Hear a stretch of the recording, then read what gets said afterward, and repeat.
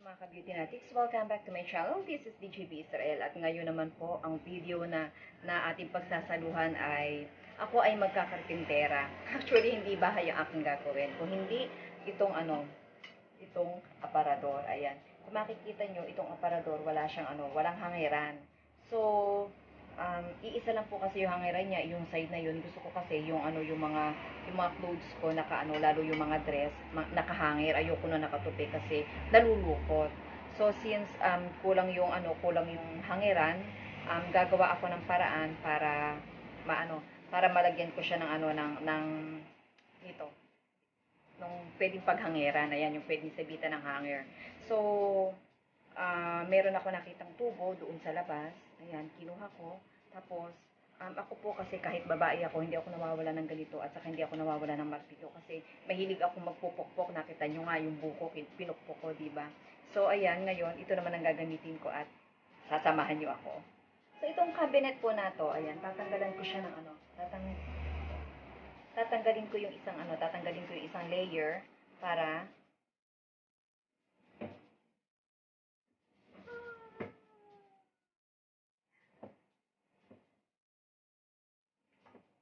tatanggalin ko yung isang layer at ipapalit ko ito. So, ang gagawin ko, actually, naghanap talaga ako nito. Ang layo ng nilakad ko, nagagilap ako nito kasi hindi ako mapakali. Gusto ko talaga yung mga clothes ko, kailangan maihanger ko na. Sinasabi ko nga sa inyo, bago ako dito sa work. So, unti-unti, inaayos ko na po yung gamit ko. Tinanggal na nung anak yung mga damit niya dito. So, ayan, actually may mga gamit pa siya rito, meron pa dun sa taas, pero tatanggalin niya yan later on kapag pagdating niya bukas. So, pero gusto ko pagdating niya bukas, may nagawa na akong hangiran para makapagsimula na ako mag-ayos ng aking mga gamit. Ayan, magsisimula na ako magpukpok. So, ngayon naman ay susukatin ko yung pagsasabitan ko kasi baka hindi maging pantay yung paghahangiran ko. Mahirap naman yun, nakaganyan, o diba? So, kailangan since mahilig din akong manahi, ayan, meron akong medida. Ito yung gagamitin kong panukat. O, diba, sana maging successful yung aking pagiging carpenter. Actually, nagawa ko na dun ito sa cabinet ko doon sa flat namin. Nalagyan ko siya ng dalawang hangiran. So, itatry ko dito kung kaya kong gawin, ha? Samahan niyo ako.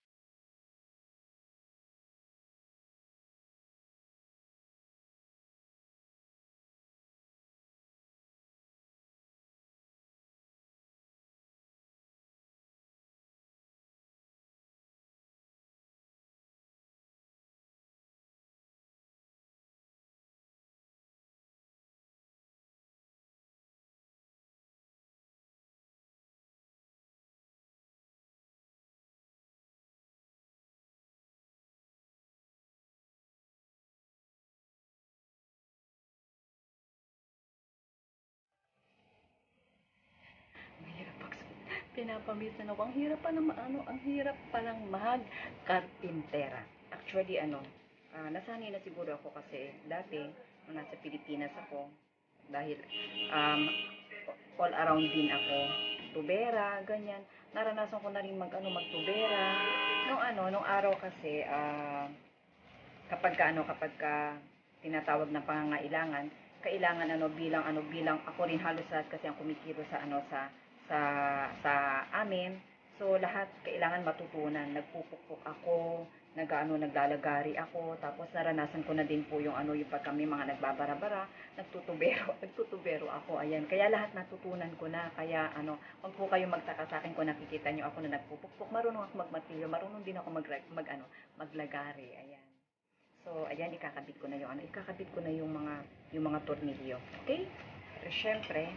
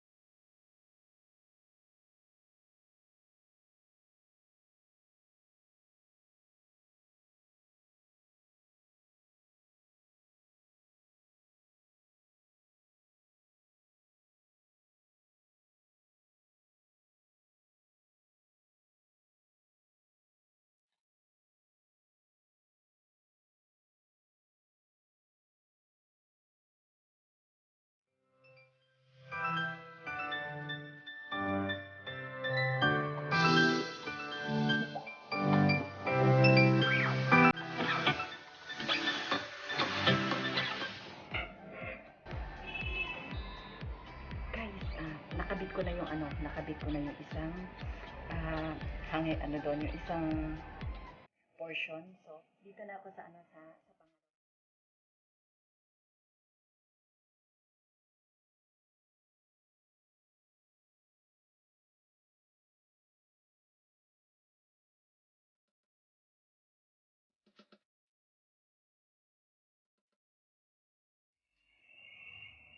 tapos na yung pangalawa.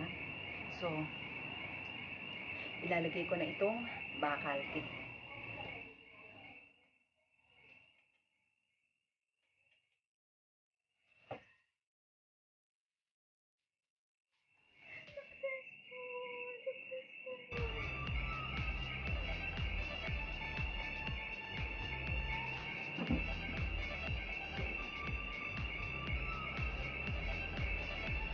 So ayan po, bumili ako ng hanger at sisimulan ko na yung paghahang ng ilan sa mga damit ko na